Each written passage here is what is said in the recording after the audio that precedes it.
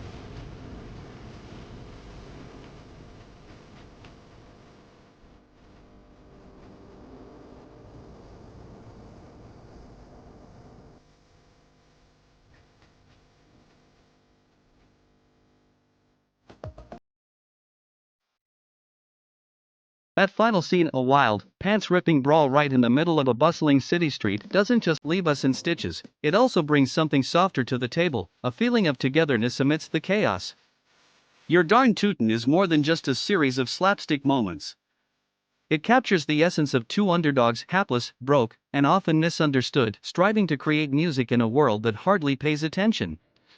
And in their misadventures, we discover a strangely uplifting triumph. Edgar Kennedy, who directed this short, actually came from a performance background, first gracing the stage and then appearing on screen as one of Mack Sennett's Keystone Cops. Dubbed the master of the slow burn, Kennedy was renowned for transforming frustration into humor, and he infused that same escalating absurdity into his directing. Although this was one of the few films he helmed, it showcased his talent for building a gag until it bursts. Or, in this case, leads to some unraveled trousers. By 1928, Stan Laurel and Oliver Hardy were still in the early stages of their partnership, having already collaborated on more than a dozen shorts.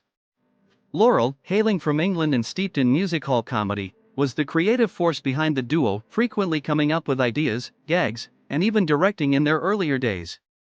Hardy, a Georgia native with a smooth southern drawl that would later charm audiences in talkies, served as the perfect counterpart, pompous, self-important, and irresistibly lovable in his stubbornness.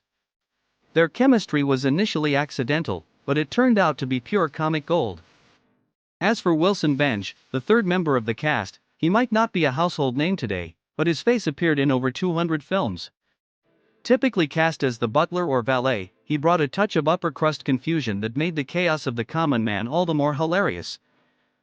The film was brought to life by Hal Roach Studios, a place known for its two-reel comedies and home to iconic duos like Laurel and Hardy, as well as stars like Harold Lloyd and Our Gang. These short films were made quickly and on a budget, yet they often showcased some surprising creativity. Take the final scene of Your Darn Tootin', for instance. It features a wild, pantsless chaos that was filmed right on the streets of Los Angeles, causing quite the stir and a few confused looks from onlookers. Culturally, this film hit the scene at a really interesting time. In 1928, we were nearing the end of the silent film era. The jazz singer had already made its debut, but silent shorts were still all the rage. You can really feel the effort to perfect this art form just before it faded away.